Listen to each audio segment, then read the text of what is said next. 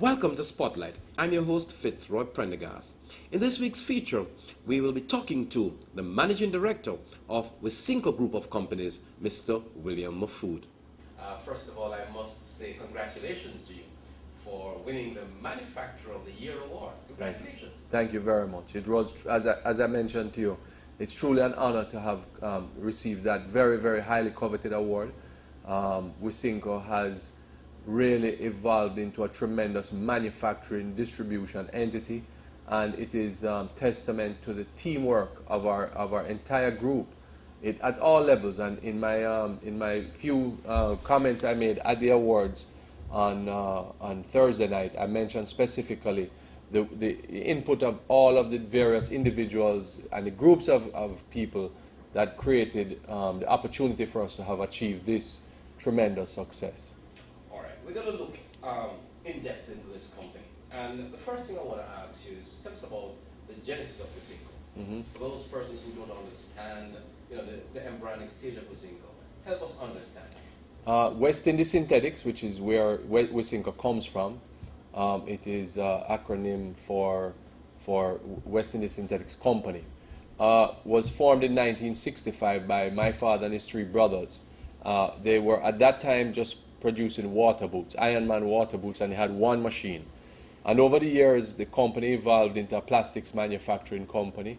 And eventually, what was the family business originally from the 1900s, early 1900s, which was Mahfood's Commercial, they had a name change to Wisynco Trading. In 2005, in 1996, we started the Jamaica Drink Company. And in 2005, we consolidated all of the entities into what is now Wisynco Group. So today we have the Wisynco Group Limited with multiple divisions: manufacturing, plastics manufacturing, beverage manufacturing, distribution, and we have a subsidiary which is Wisynco Foods, which is the restaurants. And in that subsidiary we have Wendy's and Domino's and Häagen-Dazs. Wonderful.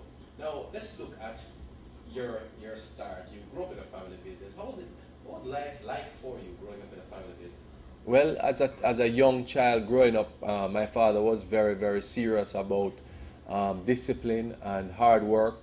I had to, every summer we had to come and work in the company. As a youngster at 13 and 14 years old, I used to work in the factory packing plastic cups in bags and doing, multiple different tasks in the warehouse and so forth.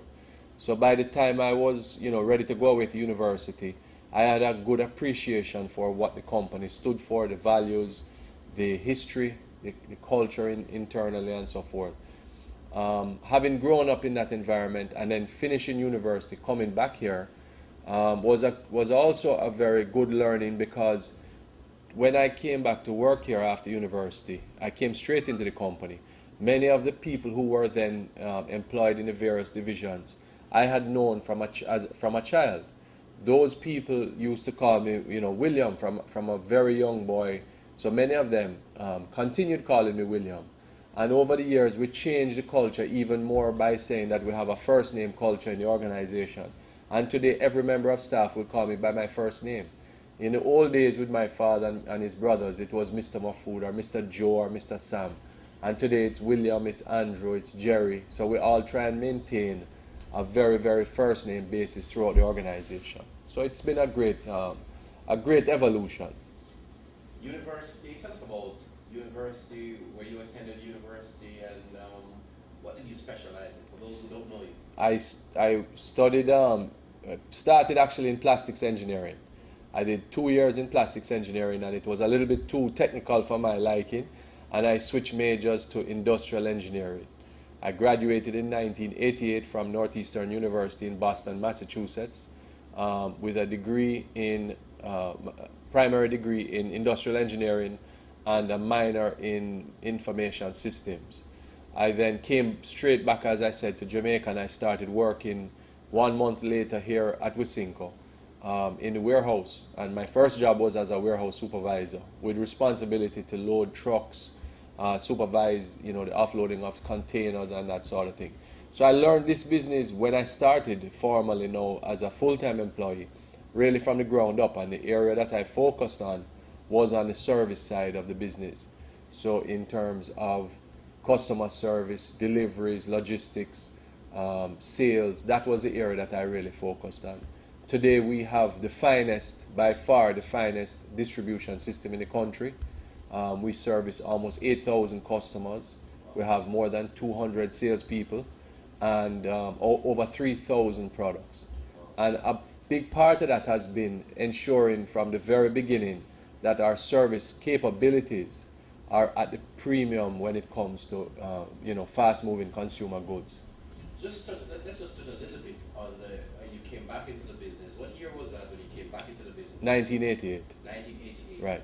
And the difference between the company now and the company then. Explain that for us. In 1988, when I started, it was Weston Synthetics, which was a plastics manufacturing, and Wisynco Trading. At that time, Wisynco Trading had 5 salespeople, 15 merchandisers, and we used to sell products like Gallo wines, and we used to sell Carib Shandy. You might remember USA Pop, maybe you're too young to remember. But we've evolved, and that's how we eventually got into the beverage manufacturing. And today we have 200 salespeople, 300 merchandisers. The full staff complement of the Wisynco Group today is 1,500 employees, not including the restaurants, which have over 300. So then when you add to that the contractors, the truckers, the promotions people and so forth, we have in excess of 2,500 direct people that work either in contract or full-time employees of the group. Compared to then, even though we had a lot of employees in Gator Shoe Factory, which we no longer have the shoe manufacturing, but today we have 2,500 direct service and employees, and then we would have had about 500. So it's 5 times the complement of staff. Even more importantly, probably close to 15 times our total revenue from those days to today. Were you always business oriented? I think it was just something I learned having been very close to my uncle, who was a chairman, Sam, and my father, Joe. He's always been the one that was on the operations side, and then my uncle Sam, who was our chairman, he was the one who was very focused on customer relationship, development of partnerships, finance, banking relations, export opportunities. That was his area of focus. So I think I learned from both of them the true benefits of what it takes to be a businessman. In terms, Wisynco, as you said, has evolved tremendously in the last couple of years. What has been the secret, in your view, of the success, the massive success of this company? I think keeping our employees really motivated, and it's one of the things that we continue to strive. We created recently internally a division called Learning and Development. So on an ongoing basis, we do significant amount of training and development of our employees at every level. We have management and leadership training, training the managers how to become coaches and partners in the business. We have training specific to various tasks and related job functions. But more importantly, what we're doing a lot of is training of our employees to appreciate, we're here to try and help them to develop. So, if you look at even the mission statement of Wisynco, which is to improve the lives of our people, we constantly want to do that. Focus on the development of our people, and that is going to lift the whole organization. Tell us a little bit about some of the major brands that Wisynco manufacture and distribute, so persons can get an understanding of what we're talking about here. Well, if you look at just what we manufacture, we have the number 1 beverage brand in the country is WATA. And when I say number 1, meaning in terms of total units, it outsells any other beverage brand in the country. Wow. Now, when you combine that with Cran Water, which we also manufacture in 4 flavors, then we have, more recently, one of our biggest successes has been Schweppes Grapefruit. It is the fastest growing beverage brand in the country, and today is probably number 3 beverage brand in the country. Then we do brands like Coca-Cola, Sprite, Minute Maid, all locally produced. Hawaiian Punch is another one we produce locally. We have our famous, the one that founded the company was Bigger Soft Drinks. And then more recently we have Boom Energy Drinks. Now those are all the brands that we manufacture. Brands that we import and we distribute for are brands like Red Bull, Welch's, you have Mystic, We have brands like Kellogg cereals. In the grocery category, Keebler biscuits. We have General Mills brands like Häagen-Dazs, Yoplait, Betty Crocker. That's just to name a few. I mean, there are many, many others. Hershey's, Nestle ice cream.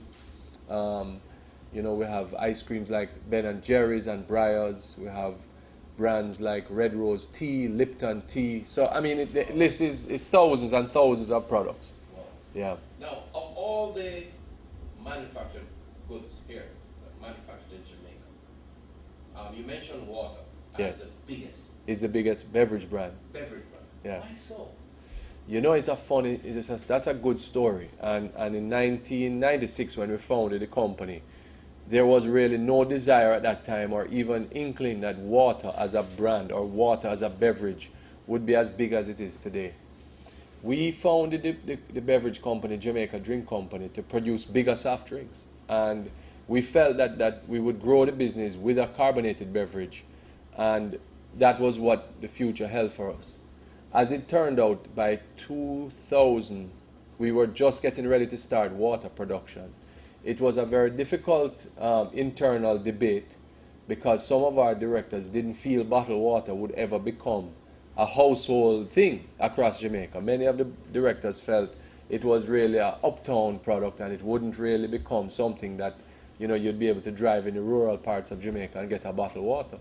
And I was adamant and I said, this is a product that one day will take over the beverage industry, water and flavored water. Because as consumers become more health conscious and more aware, they realize that these are the products that are going to be, you have to rehydrate. We live in a very hot climate and it's hot most of the year. And over time, we finally we convinced everybody that this was a business we had to get into. The biggest hurdle that we had was getting consumers or getting small shops to actually start taking the product. Vendors and street people weren't. Well, this is one of the stories. At first, I thought I was going to be the laughing stock of our directors. And I one day sat down and came up with an idea that said, for every customer who bought a case of bigger, I would put 6 bottles of water free in the case and give it to them. So we had small outlets that were buying bigger mixed flavors, get 6 bottles of water free. And then it turns out that they sold off the water in those small shops all across Jamaica. And they started buying water full by the case. And within a matter of literally a year, water had taken off. And then now, today you drive on the road, every street corner you see guys selling, WATA. It is now the #1 selling beverage. And it took some time, but it's been an evolvement of consumer habits, a change. It's been a real tremendous success, and thankfully we have done a lot in terms of promoting the benefits of drinking water and using like Johan Blake recently as our spokesperson for the brand, and he has helped tremendously as well, and his successes. Now, I'm keen to touch a little bit on your distribution network because you certainly have to be able to network tremendously to distribute so many products. Yes. Whether internationally, regional, whatever. How did Wisynco get so massive in terms of distributing so many products across Jamaica? It's just been a process of like almost creating a foundation, building on that foundation, creating almost layers of improved habits and improved serviceability. Today we have a warehouse facility which is the largest in the Caribbean. Our warehouse operations and call center is probably one of the largest in the Caribbean as well. In terms of physical cases, just to give you an idea, we move in excess of 1 million cases a month through our facility. Every single day there are 200 truckloads that leave here with over 50 to 60,000 cases of product heading all over Jamaica. That's just the local side. And what it's been is really just building, as you finish achieving what is necessary for the level that you're at as a business, you just continue building on top of that. And that's basically what it's been.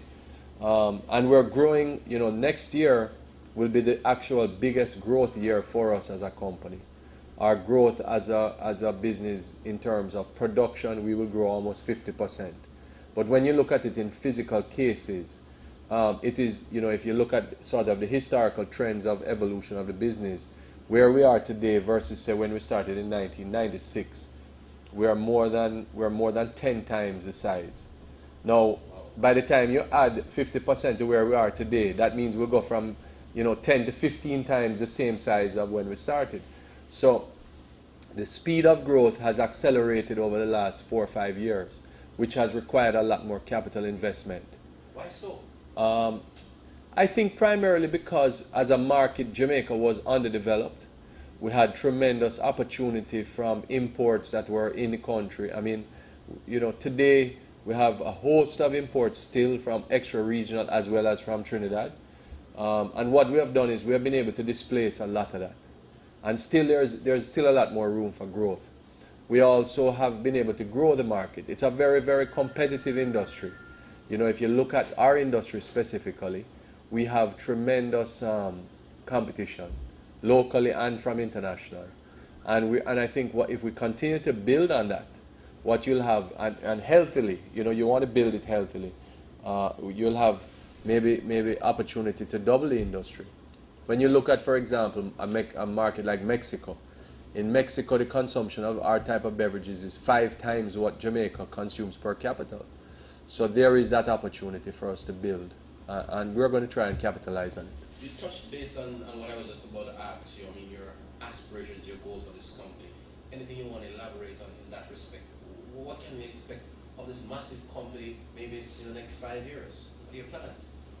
It's very dynamic. First of all, it's not that it's difficult sometimes to sit here and try and plan exactly what's going to happen. A lot of it is based on market conditions. It's based on competitive environments. It's based on opportunities that come up.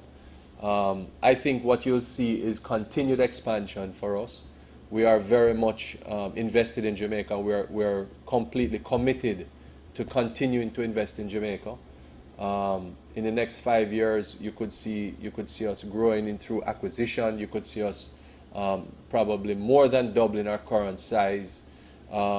We are plans to expand. Yes. In the region? Yeah, I think regionally we will be looking at opportunities. We've started already. We're looking at opportunities initially in the Eastern Caribbean, and we'll actually also start looking north, because as far as what the Caribbean offers as a size and a scale of opportunity, it's limited. Whereas when you look, if you look to the west, you look to the east, and you look to the north, that's where opportunity exists. I mean, you have to go farther south into South America, but I think that the difficulties we have in South America are really going to be in terms of language and the language barrier. But when you look at Africa, for example, similar type of consumer, very similar habits. We have tremendous opportunity, I think, on the African continent, and that is where I think the future holds a lot of promise for us. We're going to the food side of the business. You've done some acquisitions recently. You've gone into, you've taken over Wendy's, a very popular restaurant, and I've upgraded it. I eat at Wendy's, I must say, and my wife desperately loves the environment and so on. Tell us a little bit about the thrust into that market, and how has it grown for you? Well, for us it was really looking at how could we further, integrate closer to the consumer with our brands, and without really finding that we start competing against our customers, because even though we sell to other restaurant chains, we don't really view it as if we're directly competing against other restaurant chains who we do business with. One of the reasons why we never got into traditional retail, supermarkets, wholesale, and that sort of thing was because that is our customer base. And so, but in the restaurant business, we saw an opportunity. I was personally involved in an investment with Domino's Pizza, myself and my cousin, and we saw a tremendous opportunity for growth. When you look at markets like, some Central American countries like Honduras and Guatemala, their fast food business has evolved where some groups have hundreds of restaurants. So we saw a tremendous opportunity here.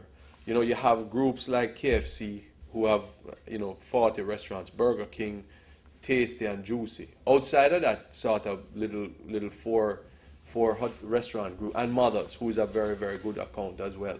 But outside of that, there really wasn't a lot of development in the industry. So we felt that there was tremendous opportunity. We took the decision to first buy Domino's, and Wisynco got into the pizza business, and then eventually we bought the Wendy's franchise. Today, what has turned out to be quite interesting is that the hamburger business is not really as appealing as Domino's Pizza, and we now have, I think, 10 Domino's Pizza outlets, and we're opening 4 within the next 12 months. Wow. So we're going to be bringing Domino's Pizza to Savannah Lamar. We're opening a store in Maypen. We're going to open a second store in Portmore, and we're looking at downtown Kingston, which will complement the current 10 that we have. Now, I feel that pizza is, when we first got into the business, there was not a real pizza culture in Jamaica. I mean, people knew chicken and they knew patties and whatever. But over time and through the sort of, international exposure to cable and whatever, Jamaican people now really appreciate pizza. And if you go downtown, there are pizza outlets downtown Kingston now. People can buy pizza by the slice. And it's amazing to watch people eating pizza. And it's a very, very good value for money. And also very rich in nutrients and all of that. So, I mean, when you think about it, you get a pizza. It has cheese and tomato and bread. It's filling, tastes good, and it's fairly inexpensive. So it's good value for money.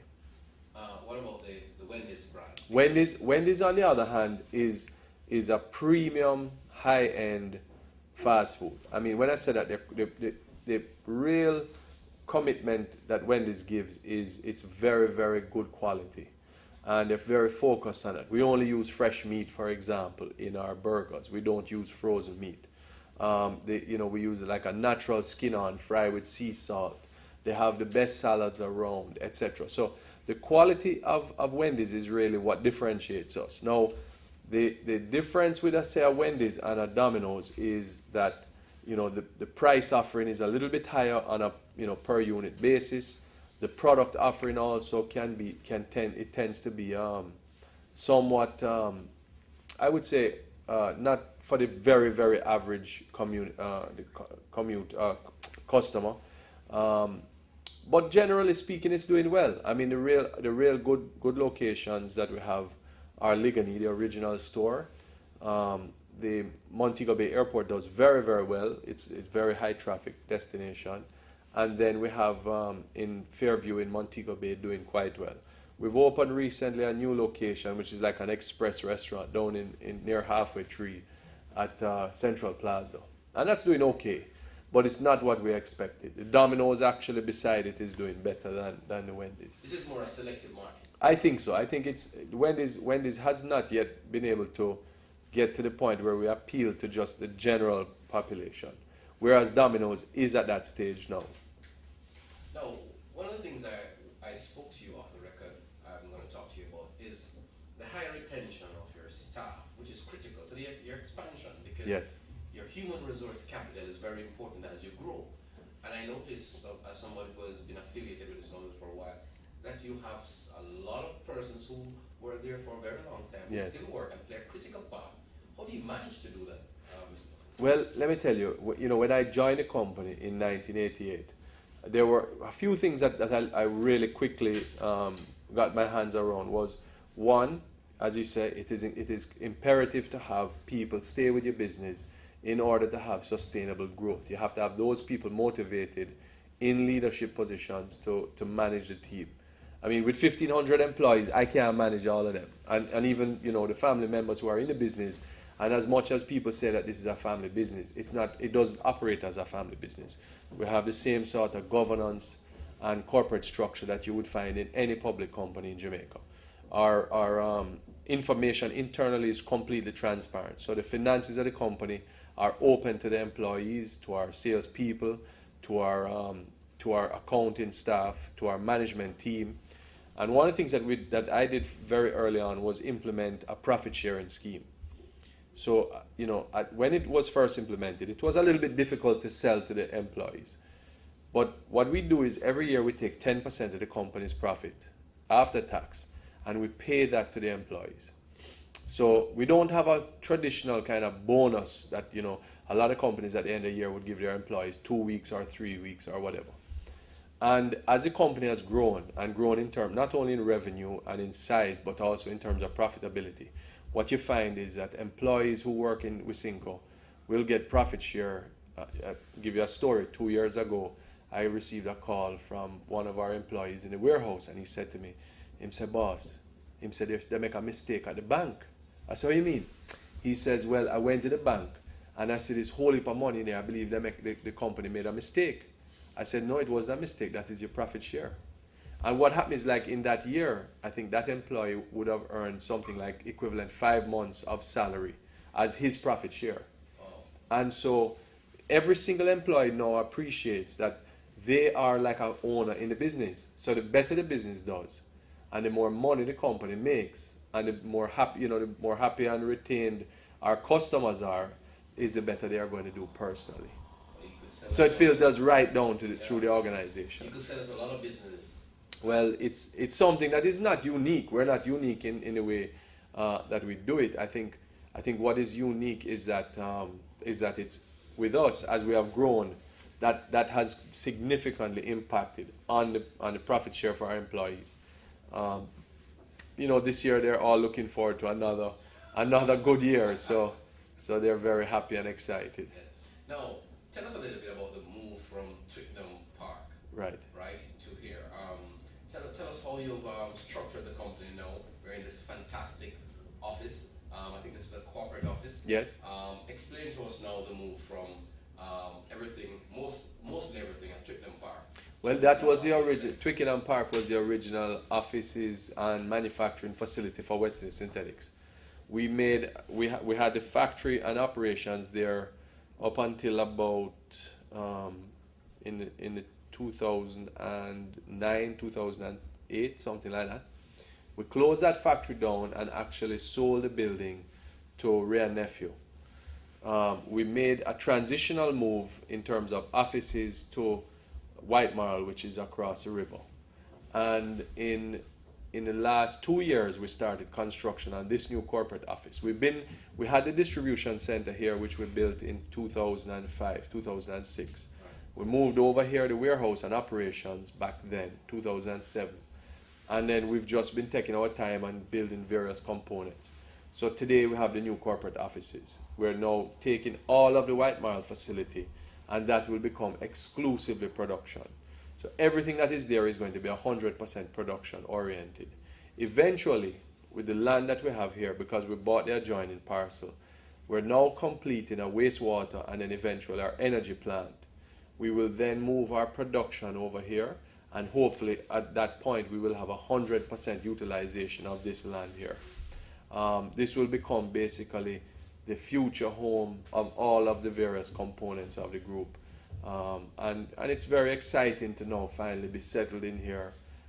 We've invested a lot of effort and time and money and planning in it. And it's been done in such a way we're looking at 20 years ahead. So we know where, for example, as a matter of fact, last week we had discussions with some people from the St. Catherine Football Association, and we're proposing to build a sports park across the road. So we're looking at the possibility of building a complete facility, sports park, football field and stadium, netball and basketball courts, which we would have use for our own employees, for the business house, league matches and so forth, as well as for the surrounding communities. So those are the kinds of long-term sort of planning that we've been looking at for the area. Because you have a huge sports interest as well. Me personally? Yes. I do, and I think the company also has been quite involved in various forms, whether it be sponsorship and involvement in the various national sports or even regional sports, Premier League, the national team and football, netball. But then at the business house level, we've been successful in attaining business house champions for football. We came second in netball in the National Business House netball. I'm not sure what the association is called again, but we came, right, Jenny, right. We came second in that. So yes, we're very involved in sports as a company and myself individually. Yes. Right. You're still in shooting? Not so much shooting. I'm more in squash. I try. Right. I'm looking at sports now that keep me fit and young. Obviously, we couldn't have this interview done without asking you about how you survive in this climate. Jamaica, one of the well, in this Caribbean region, obviously one of the bigger countries, but still plagued with some problems. What are some of the issues that a manufacturer of this magnitude have? I will start with, I think, one of the biggest issues that we face, and that is energy. Manufacturing, especially our type of manufacturing, has as one of its significant largest components of cost, energy. And today we are threatened by, first of all, not only a poor quality of energy that we receive, but also the cost of that energy. When you do a comparison, for example, of the differences between our energy and fuel costs and that of our Trinidadian counterparts, we have a differential in cost of production by about 14%. So that is significant. And I've mentioned to both administrations, this one and the previous one, that unless we find a way to put a set of reins on the energy costs and inflationary costs of energy in Jamaica, we're going to almost wipe out the manufacturing sector. It's only because of the cost to ship beverages from Trinidad or from wherever to Jamaica why we're able to compete. And anytime the energy costs continues to rise, you're going to see more and more disadvantage for the local manufacturing. Second to that is various, I would say, almost hurdles and the bureaucracy that we face internally in all facets of doing business in Jamaica. As much as you try to explain to people in the various administrations, in the agencies of government, in the executive agencies of government, that we are all here to help Jamaica. We're taxpayers. We're one of the largest taxpayers in the country. We're not trying to take advantage of Jamaica. We're here to employ people and to pay revenue. It's what helps to build the schools. It's what helps to fix the roads. It's what helps to pay the medical bills. And yet you find that every time you try to accomplish something, it's as if you're the bad guy. And that is one of the things.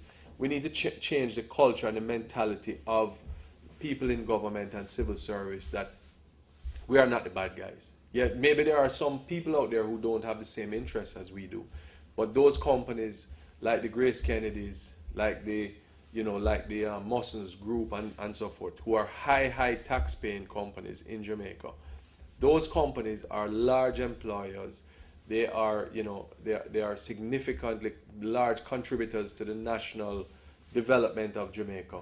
And those companies need to have, and not only for those companies, it has to be an open environment for business to facilitate doing business in Jamaica. Investment in Jamaica has to be an open environment. And the hurdles that are put up in front of all businesses, small, medium, and otherwise, if those hurdles aren't removed, you create such a difficulty at gaining entry into doing business in Jamaica that at some point you're going to have people say, well, I'm not going to invest my money there. I will go and invest in Trinidad, or I'll go and invest in Dominican Republic or Central America, just because it's easier to do business, even though the opportunities may not be the same. And if Jamaica is going to come out of the economic difficulties that it has, we have to have an environment which is easy to do business, easy to invest, and we don't have that yet. And so what you have is an environment which is actually difficult to do business, and so you have a situation where extremely large entities are becoming basically monopolies in their various categories or in their industries, and it's making it more and more difficult for a competitive environment to be sort of evolving, and that is what is causing even further difficulties for job creation and growth in the country. Are you worried about the economic climate in Jamaica? you have to be worried. I mean, if you look at the continuing pressure on the dollar, we are now, I think the dollar is actually past 90 to 1. If you look at what is happening in the paper market in terms of government instruments, interest rates seem to be creeping up. There is not as much appetite for Jamaican debt, government of Jamaica debt, which says that there's not a lot of confidence. The Minister of Finance came out last week and said that they're in negotiations, and he hopes to have an IMF agreement before the end of this year. But when you read all of the commentary on the subject, most people and economists feel that they won't have an IMF deal, and also that maybe they don't have the political stomach to do what is necessary in order to get that deal passed. So I'm not sure that we are going to see really a lot of light in the very short term for the economy. I think, as I said earlier, if we can create an environment which is friendly to investment, which will basically almost incentivize investment and job creation and growth, that is what is going to solve the long-term and medium-term problems in Jamaica. The other thing that I think we need to really focus on as a country is education. And I know I've said this over and over and repeatedly in public. But education is the one thing that is going to really fix Jamaica's problems in the long term. Now, while we're looking at the short-term solutions, what is necessary for the next 2 to 3 years, what is really needed is also to give, put in training establishments for people like nurses, teachers, mason and carpenters, tradesmen, tradeswomen, people for the hotel sector, even in the arts, and take those youngsters who have been given the opportunity and even look at the possibility of exporting them, because they will at some point in time come back to Jamaica, but they will be the foundation for the future of a much higher educated class of Jamaican people, which will help us for the future. Do you think that we'll have an IMF deal by the end of the year, personally? Well, I am not an economist, and I'm I guess you could say I'm a simple businessman. But the truth is that I think, based on what I've read and a lot of the commentary from people who claim to have a better understanding of the situation, they feel it will be very difficult for us. I do hope that there is one. And the reason is because while it is not going to be the answer to the problem, all it will do is give us a little bit of breathing room and take off some of the pressure off the government. But it still is going to come with certain requirements, which if the government does not fulfill those requirements, then what you'll have is a situation in a year, 2 years, where we will not even be worrying about IMF deal anymore. We'll be worrying about much worse scenarios. CARICOM Yeah. is a sore point. Some of your colleagues have mentioned it. Do you think Jamaica has gotten a raw deal in CARICOM, the way it is structured? Yes, and as I mentioned earlier, the differential in manufacturing costs between here and Trinidad because of energy and fuel is one aspect of it. I think that when you look at the fundamentals of what the CARICOM agreement is and what the terms of that agreement are, CARICOM is a good thing. And I'm not saying that we shouldn't be a part of CARICOM. However, what we need to have is a level playing field. And that means that if Trinidad has access to cheap energy, they either have to make that available to us, or we have to find a way to level the cost of their goods to our goods based on the differential in energy cost. I have my own personal view is that if you look at the resources of Trinidad, which is energy, fuel, gas, etc., allows them to get manufacturing at a cheaper cost. What we have as a resource is people. That is a key resource Jamaica has. We have a tremendous workforce that are very, very hardworking and entrepreneurial. And the problem is that unless that workforce has access to where the jobs are, which is in today's CARICOM states, is in Trinidad and Guyana, etc., then what you have again is an unlevel playing field. Because the Trinidad resources are allowed to produce local goods down there cheap and export to Jamaica. Our resource, which is the people, are not allowed to go and work in those factories or work in their various, you know, construction jobs. So in Trinidad, they bring in Chinese people to work in the construction jobs, when it could be Jamaican, you know, masons and carpenters and tradesmen doing that work, and then remitting that money back here to buy those same Trinidad goods. And this is something that I've said over and over, that if we're to have a truly free, regional, integrated group of countries, then it needs to be truly free and integrated, so that our people have free access to move anywhere and get a job. Their goods have free access to come here and be sold. Finally, this is a final question, Mr. Mahfood. It has been a tremendous pleasure to do this. You would have been talking to all your customers when they sit down and they watch this interview. What would you want to say to your prospective clients, your current clients, and to the general Jamaican populace about Wisynco? I want to say that you know, our recent Governor General's Award of Manufacturer of the Year was really, truly a very, very, I would say, humbling moment for me personally and for the company and the management. And thank you to Jamaica generally, the consumers. I said it in a speech at the awards the other night, to the consumers of Jamaica, to our customers, who have all been a key component, along with our employees at every level throughout the organization, to making this recent award possible. It's because of the support of our brands and the support of us as a company why we have been able to achieve this award. Thank you very much. We thank you very, very much, Mr. William Mahfood, the Managing Director of the Wisynco Group of Companies. Tremendous interview. We touched on a lot of things, and I'm sure that this company will continue to grow from strength to strength. That's it for Spotlight this week. Join us next time for another interesting interview. Thank you.